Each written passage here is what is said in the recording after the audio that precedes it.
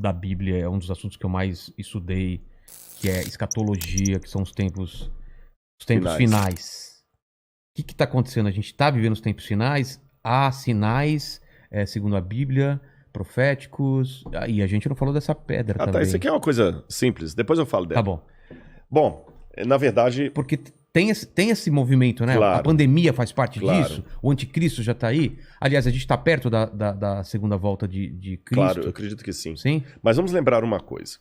Quando os discípulos perguntaram para Jesus, que sinal haverá de tua vinda e da consumação dos séculos, do fim do mundo, Jesus falou assim, olha, cuidado que ninguém engane vocês. Primeira Porque coisa que ele já falou. Cuidado. Virão muitos em meu nome dizendo, eu sou o Cristo, enganarão a muitos.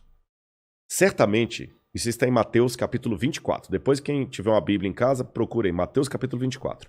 Ele fala o seguinte, certamente vocês ouvirão falar de guerras e rumores de guerras. Não se assustem. Ainda não é o fim. Se levantará nação contra nação, reino contra reino. Haverá fomes e terremotos em vários lugares. Mas isso é apenas o princípio das dores. O princípio das dores, exatamente. Então veja bem, guerra tem no mundo desde que o mundo é mundo. Fome, a Bíblia fala fome no Egito na época de José. Então não vou falar assim, o mundo está chegando ao fim porque está tendo guerra. O mundo está chegando ao fim porque está tendo fome. Não faz sentido.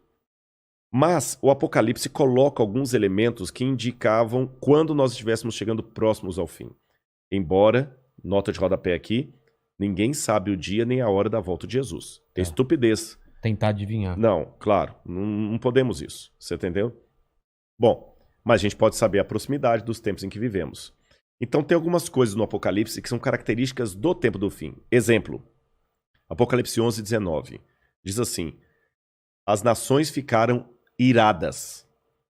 Chegou, porém, o juízo de Deus e o tempo determinado para ele dar o prêmio aos seus santos e aos profetas e o tempo para destruir os que estão destruindo a terra. Ora, na época de Cristo não tinha como destruir a terra. O Apocalipse estava fazendo uma profecia de uma época em que a terra poderia ser destruída por seres humanos, coisa que na época do Apocalipse não tinha como. E ele fala depois das pragas de Deus que iriam cair. Essas pragas não caíram ainda. Mas os vislumbres dela... Não caíram? Não. A peste não é... A do Apocalipse, né? Mas os vislumbres delas podem estar já batendo as portas. Quer um exemplo? Diz que um anjo derramou a sua taça sobre o sol. E foi-lhe dado queimar aos homens com grande fogo. Os homens se queimavam com um intenso calor e blasfemavam o nome de Deus que tinha autoridade sobre essa praga. Olha o problema da camada de ozônio, o efeito estufa, o que está acontecendo com o Sol. O outro anjo derramou a sua taça sobre os rios e fontes d'água e mares, que se tornaram como sangue de morto. Sangue de morto não é vermelho, dessa cor. Sangue de morto é escuro, é fétido, é quase coagulado. Como é que está Pinheiros, Tietê, Lagoa Rodrigo de Freitas, as águas do mundo? Poluição. As previsões é que até 2025 a guerra do mundo vai ser pela água. Fala do anticristo, que ia dominar o mundo inteiro de uma maneira algorítmica. Pacífica, porque é um algoritmo. O 666. O que é o 666? O que é o 666? Na época do Antigo Testamento, Deus deu algumas normas para os judeus. O povo do Oriente Médio, ele é muito simbólico, sabe? Ele tem muito esse lance do símbolo que aqui no Ocidente a gente perde. Então o judeu pode olhar, ele usa o paiot, que significa alguma coisa, o kippah, que é aquele chapeuzinho na cabeça. E Deus falou o seguinte, olha, vocês vão pegar a lei de Deus, escrever um resumo da lei de Deus e vão colocar por frontal entre os olhos, numa caixinha aqui, e também na mão de vocês. O judeu hoje usa na mão esquerda. Pode olhar aqui no Muro das Lamentações, você vê o judeu orando lá, né? Baruch atah Beshem Adonai Eloheinu melech haolam. E ele vai orando no muro e ele tá com aquela caixinha preta aqui e outra na mão. Aí no Apocalipse a gente vê que o inimigo, o diabo, que se vale do anticristo, assim como Deus envia o Cristo... o anticristo é a versão do Cristo pro demônio. Pro demônio, o anticristo. Ele faz uma paródia de Cristo. Aí, como Deus no Antigo Testamento pediu aos judeus para ter a lei de Deus na testa e na mão, o anticristo coloca também um sinal, uma marca, na testa e na mão. Então significa uma época em que a lei de Deus vai ser questionada. nessa época em que a lei de Deus for questionada, diz o Apocalipse, ninguém poderá comprar nem vender, senão aquele que tem a marca da besta e o número do seu nome. Ora, esse número é 666. Aí muita gente pega isso e fala o seguinte, então vou começar a calcular, Hitler dá 666, o Papa, o Saddam Hussein, Bill Gates, até a Ellen White, que é uma pioneira do Adventismo, ela dá 666, Mandíbula todo dá 666, né? No grego está o seguinte, aquele que tem entendimento, calcule. E essa palavra calcule no grego ali é a mesma palavra para faça a contabilidade daquilo que o anticristo vai fazer. E o que o Apocalipse deixa bem claro é que o anticristo vai ser a revigoração do Império Romano, que era o inimigo do povo de Deus. E por que 666? Na cultura da Babilônia, o 6 era o número base para você fazer qualquer cálculo. Era um número divino. Tanto é que quando Nabucodonosor ergue uma imagem, ela tinha 60 côvados por 6. 60 por 6. O 6 era um múltiplo divino. E ali você tem o 666, múltiplo de 6. Agora o Apocalipse fala que ele vai controlar a economia. Os povos da terra vão segui-lo. Ninguém vai poder, falando quem pode pelejar com ele. E o que nós estamos vendo agora é o mundo caminhando pela primeira vez na história para uma unificação mundial. De moeda? De tudo. Parece até teoria da conspiração que eu vou falar, mas não é. O mundo está caminhando para uma unificação. Rodrigo, mas nunca. Aqui no Brasil mesmo a gente vê a briga dos de esquerda com os de direita. O pessoal não está entendendo. Essa unificação não significa unificação de mente, mas unificação de propósito. Que é um exemplo que o mundo pode se unir por um propósito, apesar de se odiar mutuamente? Pandemia. A pandemia. Exatamente. O Irã está usando máscara, Israel também está usando máscara. Os palestinos estão jogando foguete lá em Israel, o Hamas, mas o israelense está usando máscara, o palestino também. O egípcio está usando álcool em gel, o iraniano está usando álcool em gel, o americano está usando álcool em gel, o russo está usando álcool em gel, então o Putin está usando álcool em gel. A mesma coisa o presidente do Brasil, o presidente da Argentina, da Venezuela, o mundo parou. Então é possível essa união do mundo inteiro em algumas coisas mesmo. Ela não só é possível, como ela é um caminho sem volta. Por que está falando tanto em criptomoeda? Nós já estamos passando por uma transição do dinheiro. Dinheiro de papel, né? De papel, você entendeu? Dinheiro baseado em tesouro nacional. E o mundo hoje precisa. Isso aqui não é uma defesa do Rodrigo, não é um desejo do Rodrigo. Eu estou falando de uma tendência. Tendência. O mundo precisa se unificar porque existem, Vilela, alguns elementos hoje que estão à solta, como se fossem crianças bagunceiras numa casa cheia de faca, de garfo, de objetos cortantes e letais, sem um adulto para controlar essas crianças.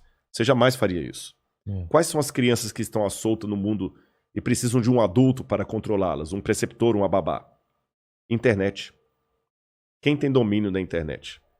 Você na internet você pode encontrar o podcast do Inteligência Ilimitada, mas você também pode encontrar uma fórmula para fazer um coquetel molotov. O camarada pode assediar você para fazer parte do Estado Islâmico. Quem controla a internet? Nem os Estados Unidos. Não, ninguém. Tá na mão de ninguém. Quem controla tráfico de drogas e de armas em nível mundial? Ninguém. Lavagem de dinheiro tá aí. O terrorismo tá aí e lavam dinheiro. Quem controla bolsa de valores? A economia do mundo não aguenta por mais 20 anos nas mãos da bolsa de valores que é especulativa. Se cair a bolsa de Tóquio, você nunca foi ao Japão, mas você pode perder o seu emprego e essa casa aqui porque caiu a bolsa de Tóquio. O Bradesco pode falir porque teve um crash na bolsa de Nova York. E a gente viu, essa pandemia viu como nós estamos economicamente vulneráveis. Economicamente vulneráveis. Quem controla o terrorismo mundial? Então esses elementos... mais um. A ecologia. Não quero entrar no debate se a Amazônia é nossa ou não é nossa. O fato é que se a gente não cuidar da Amazônia, o mundo todo se ferra, caramba. Você tá entendendo? Então não tem mais esse negócio assim, é meu. Então hoje a gente precisa de um governo único que com leis mundiais controla a internet, bolsa de valores, que vai desaparecer, o reset está aí, controla a economia, gastos, terrorismo e tudo mais. E os países, por mais que continue havendo direita e esquerda, situação e oposição, não interessa, Islã e cristianismo, vai precisar se unir, não porque eles se amam, porque não tem outro jeito.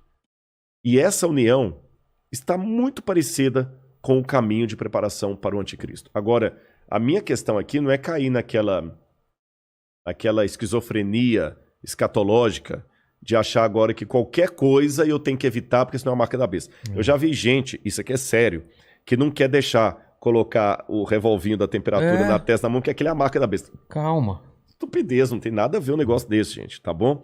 Agora, quando esse governo único se interpuser entre a minha fidelidade a Deus e a minha fidelidade ao Estado, esse é o único momento em que eu estou livre perante Deus para ter uma desobediência civil, social.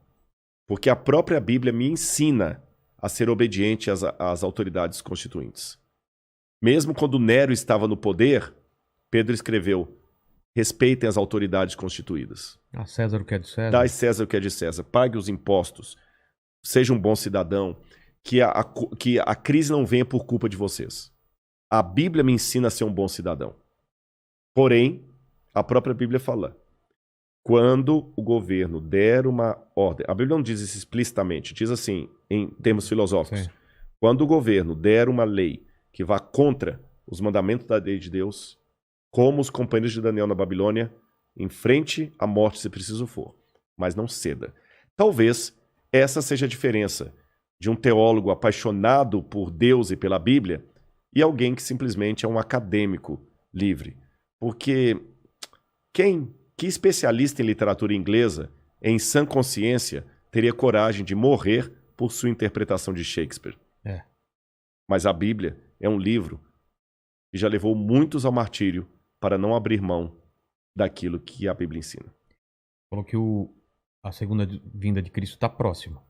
Mas, segundo os eventos, o anticristo chega antes. Chega antes. Não é? Ele antecede a volta de Jesus. E já está por aqui? Você acha? Eu acredito assim, lendo a Bíblia, o anticristo, ele é um poder, era o poder romano, porque João já falava lá, o anticristo já opera entre nós. E João fala, muitos anticristos já saíram pelo mundo. Ele só está aguardando aquilo que o detém. Então o anticristo naquele tempo era Roma. Os exegetas veem, a besta era Roma. Só que a Bíblia fala, através do apóstolo Paulo, que havia uma grande apostasia do povo de Deus. Que palavra é essa, apostasia? Eles abandonariam a fé, se uniriam a Roma, e Roma no futuro voltaria travestida de cristã, por isso que é o anticristo, nome que não aparece no Apocalipse, mas aparece nas epístolas de João. Ah, tá. Anticristo, anti em grego é aquele que toma o lugar de. Então o anticristo é aquele que toma o lugar de Cristo e vai dominar o mundo. Então a minha sugestão para todos é o seguinte, fiquem atentos às propostas governamentais. Qualquer coisa que não infrinja a minha fé naquilo que eu entendo pela Bíblia ser o correto, eu vou seguir. Eu vou me vacinar. Eu não vou ficar caindo em teoria da conspiração. Ah, mas a vacina é uma maneira de aniquilar 1/3 da humanidade. Eu acho que vai ser muito mais fácil Eu vou me vacinar. Só não vou tomar a Coronavac, né? Que está questionada aí. Senão eu não posso entrar em Israel. Mas eu vou me vacinar. Israel não aceita. Não aceitou Muitos países da Europa não aceitam a Coronavac. Né? Lamento o Butantan aí, mas a menos que mude o cenário, a Coronavac não está sendo aceita. A Pfizer ou a Moderna